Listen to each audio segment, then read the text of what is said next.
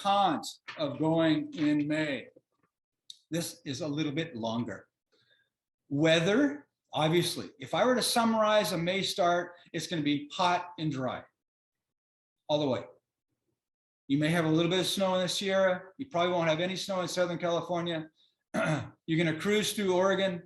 Well, I'm going to get to that in a minute, but probably mid-August. You're not going to have any snow. So you're going to have water issues. You're going to have temperature issues. You're going to have bug issues, but I get to all that. So weather-wise, think hot and dry if you're starting in May. We used to have a thing called the Annual Day Zero, PCT Kickoff, ADZ PCT KO, now affectionately remembered as the kickoff. And it was a celebratory, welcoming party held at the campground at Lake Morena, east of San Diego, 20 miles north from Campo. And it's where all the old timers or aspiring hikers would, now back in the early days, like 90s, which wasn't early days because I did the trail in 74, but that's okay. No offense taken. They would just gather around and cheer the new hikers on and give them a hamburger and a beer and celebrate and all that kind of stuff. Well, it morphed into a big affair, and what began as just a couple dozen people ended up, even as more recently as 2005, there were about 350 people in attendance. And then after the book Wild by Cheryl Strayed and the movie came out, it was pushing the thousands by the time it just got out of hand and they closed it down. The campground was pretty big and could hold a lot of people, but a lot of people were coming in. The kickoff was a wonderful thing and was always held the last weekend in April. So that became also kind of like the ideal start. Wasn't so early that it was cold in Southern California and wet and all that. You didn't get the snow in the Sierra, but unfortunately you got the thaw in the Sierra. So funny how that wasn't talked about when people would push that date as the ideal date to start. But we'll get into that. So the cons are weather, hot and dry. Snow, we've already talked about. You're going to have some. Remember, snow recedes up in elevation as it melts. So therefore, you may not have it on the south sides of stuff, but when you get over Forester Pass, a good deal of the northern side may all be in snow. And if that snow is soup, you're just floundering all the way down. If the north side is hard, frozen, secret season material, as in May, you glissade down thousands of feet in one whoop-de-doo slide and you're screaming the whole way and having a ball, but not in mid-June. Mid-June, you sit on the snow and you sink in 2 feet and you ask somebody to help you up because you can't get up. We talked about post-holing, sun cups, soft snow, etc. So the third thing that's a con are the creeks, obviously.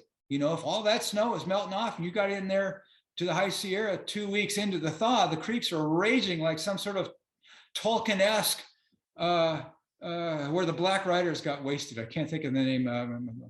It was in Rivendell, on the borders of Rivendell, and all that you saw the flash flood come down the canyon. Well, it's not exactly like that, but there's some of the creeks, when they're steep enough in the Sierra, you can get a great deal of whitewater. And the Sierra canyons are largely glaciated, if not all glaciated. So you have very steep sidewalls on either side of you as you go up and over passes and down canyons and up over the next one and so forth. So a lot of the water is moving pretty fast. And so you have a lot of whitewater, which means it translates into, and we'll get into this tomorrow, but we'll talk briefly now about creek crossings. You can't see your feet. You're you're crossing the creek by feel. And we'll talk more about that. But so the biggest danger in June, being in the Sierra, is caused by the thaw, but it is the creek crossings. Of all the years, I can only think of maybe a few people who have died because of either a fall down steep snow or a sudden fall into a creek or a lake and they couldn't get out, and so therefore died. So not many people die because of snow, but people are dying because of the creeks. So obviously a con to be in the Sierras in June. How long will the thaw last? I do think I'm getting into this, and I'll talk about this when I explain it. So I'm going to put it off for now. If you start late, another con is you better go a little faster. You don't have as much time. There is a bookend. There is a deadline to a northbound PCT through hike. Not so for southbound. Southbound has the problem with the start date. You can't get going so early, but you can run out, Christmas, New Year's, whatever. Yeah, it may get a little colder, it may get a little wetter, but it's still hikeable. So therefore, this deadline, this bookend I'm talking about has to do with the first snow. When snow starts falling up in the North Cascades, it's powder snow. It's not the consolidated, the hard, packed down, refrozen stuff that you walked on, hopefully, in the Sierra. Because you're talking now May starts, so mid-June entries, you're really not going to have a whole lot of freeze thaw going on.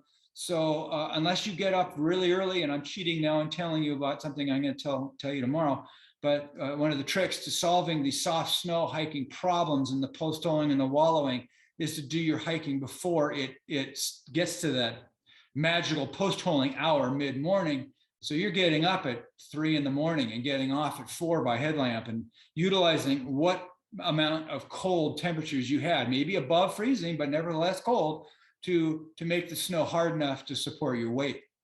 And that's how you get by being in the Sierra so late, like during the thaw, and still be able to avoid post-holing and wallowing.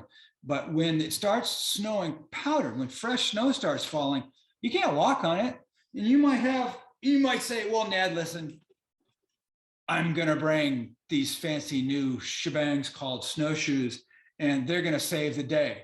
Well, these damn things don't have enough flotation. I mean, even this one, these are great. MSR Lightning Ascents, nice because they have all the teeth and they don't have tubular frames. And we'll talk about all that junk tomorrow.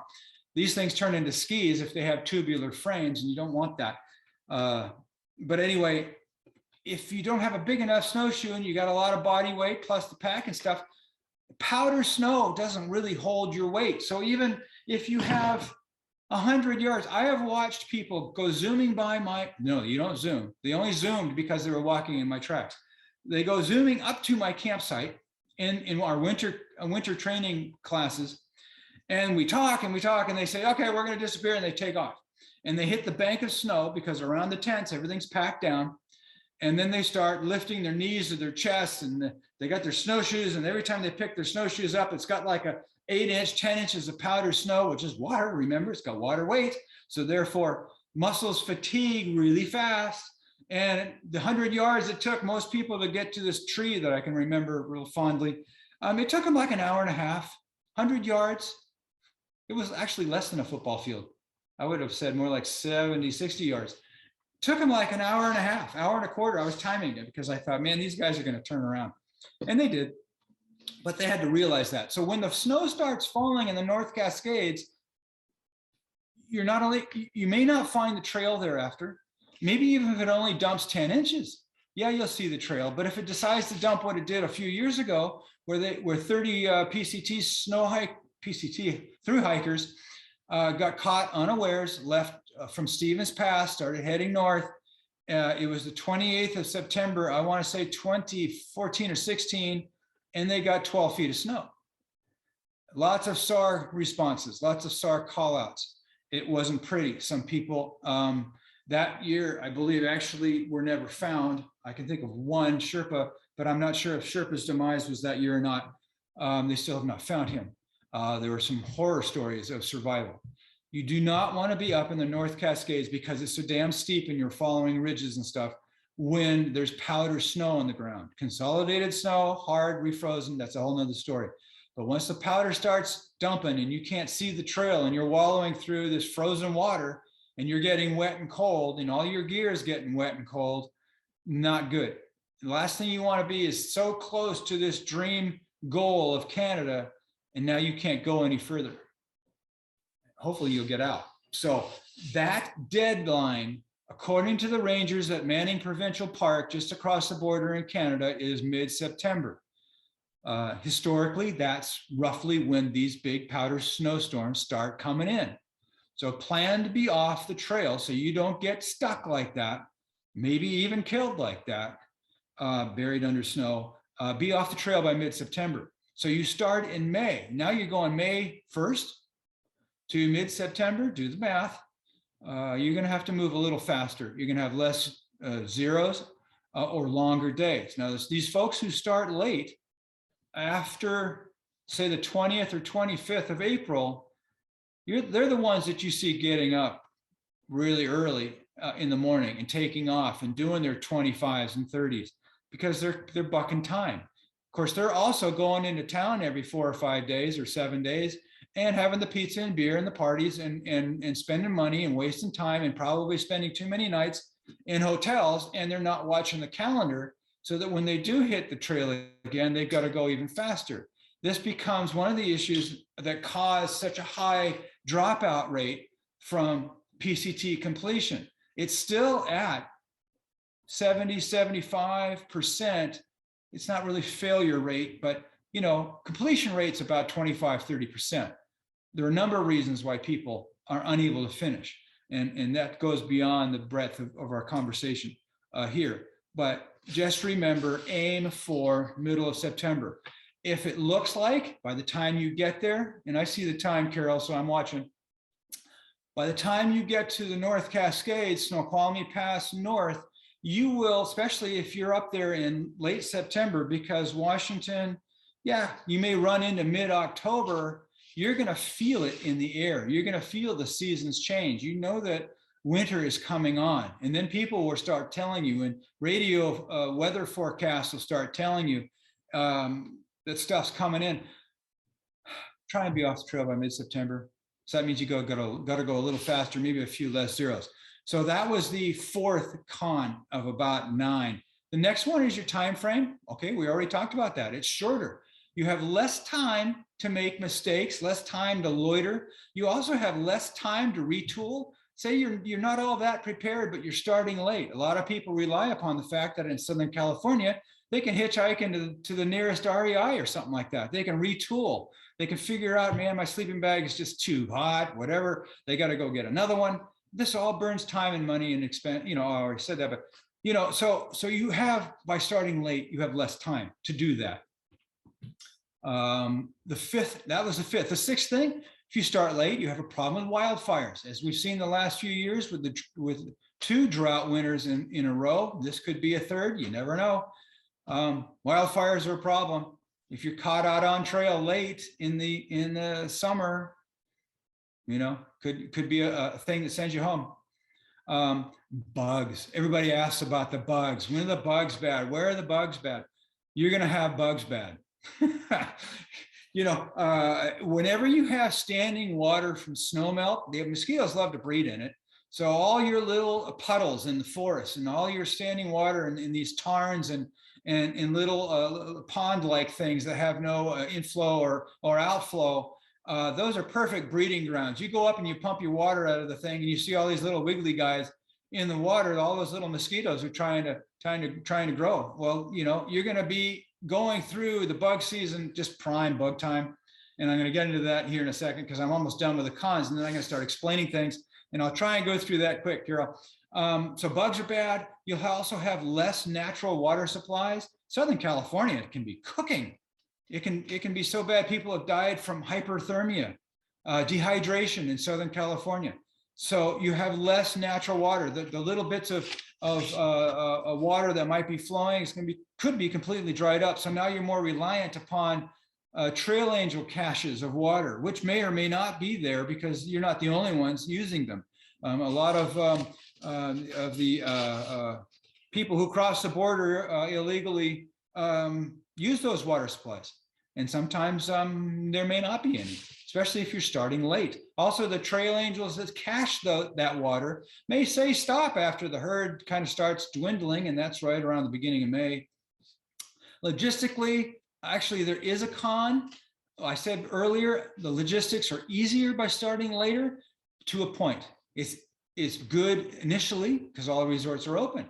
But say after Labor Day, the resorts start closing. Your ability to resupply food in the trailhead general store may not be possible. All right, so that's it for the pros and cons. Let's get into some of the details because I need to explain a couple things. We've gone an hour. I don't know if Carol's still there, but if she wants me to stop, I can. But I think I'm good for a half an hour. We can roll over so I can take more of your questions. Let's talk about this thing called strategy. There is a strategy that affects when you start. Maybe you can't start early because of school. Maybe you can't start early because of your job. There's certain things that are going to affect when you start. But there are advantages and disadvantages, as we've already been talking about, that have to do with the environment and things like logistics. Now, when you start in May, you're going to be doing, it's basically a month. Here, I'll map it out real quick for you. Normally, because you got your fast hikers and you got your slow hikers and you got your party hikers and you got all kinds of different campers and speed people. The normal average, you do Southern California in a month, you do the Sierras in a month, you do Northern California in a month, you do Oregon in a month, you do Washington in a month. That's 5 months, I think, something like that, 5.5, something like that. I can't remember.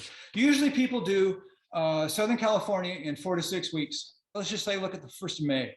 You're not going to get to Kennedy Meadows South till June 15th. You're not going to get to Tahoe or through the Sierra till July 15th. It's very typical for PCT thru-hikers to be involved in the 4th of July parade in Lone Pine or Independence. They're still plowing through the Sierra, those guys who start late.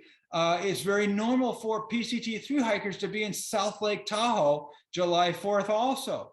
So the Sierras will stretch you guys and spread you guys out, but it's not uncommon to see a whole herd of thru-hikers descend on the casino, what do you call it? Smorgasbords, you know, where you pay one fee, like $35 or $25 or something. You can eat all you want, that sort of thing. Well, the casinos have gotten a little wiser to that, and they see you coming and maybe smell you coming, and they may have a thing to say about how much you can eat, because you guys can eat them out, and then they don't make any money, and they don't like that.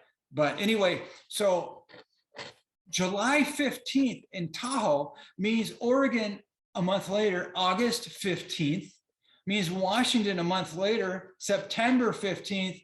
Oh shit, you're crossing the Bridge of the Gods, entering Washington, September 15th. Hiking at a normal pace of, say, 17 miles a day. See how come these guys got to go fast? They're fighting the clock. They started late, but that's okay. That's okay. It works for your personal schedules and stuff. Remember though, once you get out of the snow, what snow you have in the Sierra, you're going to be pretty much clear sailing. Once you hit Sonora Pass, Sonora Pass really is kind of a landmark. But from there on north, you get onto ridges again. You get out of the washboard of northern Yosemite, where you're in canyons and out of canyons and that sort of thing. And the creek crossings are god awful. They're very dangerous north of Tuolumne Meadows until Sonora Pass. But once you get to Sonora Pass, you're up on the ridges and you're dropping in elevation. You don't really get out of the northern Sierra till Donner Summit. And then you start dropping into Northern California. Then it gets dry and hot again. Once you get to Oregon, clear sailing. Oregon is kind of flat-ish. You've got some volcanoes to walk over the flanks of. And Washington, Southern Washington isn't all that bad. But once you get about a third of the way up Washington, things start getting steeper and rougher. And but then, man, you're into October, maybe late September. You're really pushing it. You're watching the clouds. You're getting a feel for the weather. That's why these guys got to go fast. So that's kind of the strategy of timing. Yeah, I got to start May because I couldn't get a permit earlier. Now what do I have to deal with? That's why we're here tonight. The environment we've already talked about. So that's the strategy side. So let's explain the environment side, which we largely have. So I'm gonna blow through this pretty quick. Southern California is gonna be hot and dry. That's a given. Fewer water sources. You're going to have more abundant pests. You're going to have more snakes and spiders and scorpions and junk like that the later you start. You're also going to have a chance for wildfires. Maybe, yeah, Southern California gets them, you know, and then all the way throughout the rest of your trip. So starting late isn't so cool for wildfires. We pretty much killed the Sierra with its sun cups, its raging creeks. I want to add one caveat because you guys are going to be in the Sierra during the thaw. We're going to talk about this tomorrow, how to cross creeks. and how to deal with the snow and all the technique involved. But just remember, takeaway expression, you do not need to cross the creek where the summer trail does. Look at your map. There's an acronym, the word stop. Stop, think, observe, plan. Stand beside that creek and look at it. Assess whether you can or you cannot cross there. If you don't feel comfortable about it, you can wait till morning. The flow rate will be down because there'll be less melt overnight. So it may drop a foot, the creek. So maybe with a foot of less push against your body, be a lot safer crossing where the summer trail does. Or you could say, forget it, it's late in the afternoon. I got to get strategically, see, there's a strategy for your trip and there's a strategy for your day. Strategically, you want to be up as high as you can in the canyon and still avoid getting fried by lightning, because late in the summer or late in the spring, you're going to have more thunder and lightning where you want to camp in dense trees. But the idea is to camp as high up the valley as you can. So you may say, forget crossing the creek at the summer trail, go upstream or downstream. And we'll talk about this tomorrow, but I just wanted to get it straight in your head that the two gals who died crossing the Kings River right before Mather Pass, between Mather and Pinchot Pass, they were short and slight of body and low in weight, and they couldn't resist the amount of water pushing against their bodies and got swept off their feet and drowned because they were there in the afternoon. Big creek, it's actually called a river. Don't want to be there in the afternoon. Cross those suckers in the mornings. If you have to, camp out right next to it and cross it in the morning.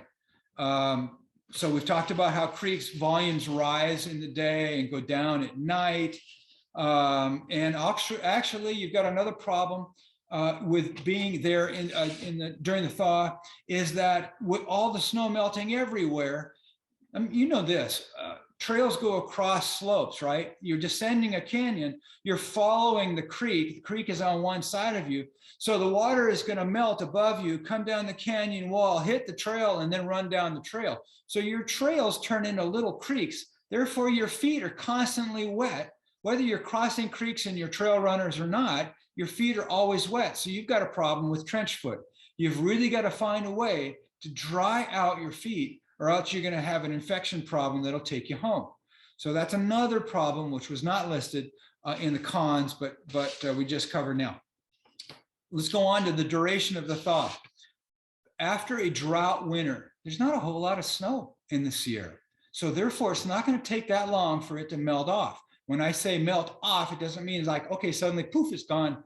Like I said, it recedes and just means there's less of it, and where you have it is at the steepest places toward the tops of passes where it's really kind of iffy, but if there's a boot track, you're cool. So after a drought winter with less snow, your thaw may only last 4 weeks. So if the thaw starts after a drought winter, it could start May 1st. Your thaw could be over by June 1st. So this is why Ray Jardine got the whole thing, man. Let's just zoom through the Sierras, starting mid-June, golden, dry trail everywhere, making the miles, knock this thing out, move on to rowing around the world or whatever he did next. After a normal winter, your thaws may start, like I said, the end of May and last 6 to 8 weeks, not 4, but 6 to 8. That's why most John Muir Trail thru-hikers, we call them section hikers, don't really think that it's safe to be in there until July 4th. So that would be 5 weeks later. So after a normal winter, the thaw is not going away for a couple months. So your high creek crossings and high volume creeks are going to be around for a while. So when you hear people say, I'm going to sit at Kennedy Meadows and wait for the snow to melt. Wrong. There's a lot of snow up there, and it may take a month, 2 months. If it's a heavy winter, it could take all summer, and then it may still be around in October. Granted, only up high, but you can slip and fall up high and crash into that next boulder and be flown out of there. So that's kind of how it goes for the duration of the thaw. And kind of put that in the back of your head when you hear people say, I'm just going to wait for the snow to melt, because it doesn't help. Just do it. And preferably, if you're going to just do it while it's frozen and not when you guys with a May start are going to be doing it. If anything, I would advocate you May starters to go start at start at Kennedy Meadows. Yeah, you're going to be a little bit out of shape, but those first 4 days up to Cottonwood Pass will do something to get you in shape. I've done it every year for 40 years because my first trips were always out of Kennedy Meadows. Yeah, Carol's nodding her head. Remember, 1 mile an hour on snow. You're going to have days, if everything's on snow, you're going to have days where you're doing 8 to 12 miles a day. But who cares? You started early, go slow. The Sierra is one of 2 of your greatest memories of the whole trail. The North Cascades and the Sierra are the 2 places most thru hikers say were their favorite places later when questioned. So why go through it fast? I've met countless thru hikers who said, yeah, I went through it fast, but now I know where to come back to. And it's like, really? Why didn't you go through it slow? But see, just like you guys starting in May, maybe some of you couldn't, but you could change your schedule around, start at Kennedy Meadows, take advantage of the month of the secret season. If we have a normal winter, walking on hard packed snow, swinging your feet, piece of cake, put your crampons on if you need to, carry your whippet, or an ice axe if you know when to stop or if you're willing to stop. That's the problem. We'll talk about all that stuff tomorrow. But anyway, so that's duration. That's thaw duration. I'm not going to overview this because we've already killed it. I think you've already got, an idea on creek crossings, post holings in the Sierras. Southern California, we've talked about. Northern California, we talked about. Oregon and Washington, you're going to be getting there, like I said, late. So you're going to still have bugs. You're still going to have fog. You're going to have rain. One of the problems in the Cascades is the issue of fog, in the sense also that it's like a little rainforest up there. And you're used to the Sierra, perhaps in Northern California, where you've got 18 inches of trail or 24 inches of trail, and that's all, it doesn't have branches hanging over it. And hopefully the trail crew has come through, and probably hasn't. And you can be climbing over trees and jumping like that. But when the bushes, when it's so wet in Oregon and Washington, the bushes actually encroach on the trail, and now you're kicking your way through bushes that are soaking wet from fog, if not rain, because it rains up there a lot. So have something to keep your legs and lower body dry.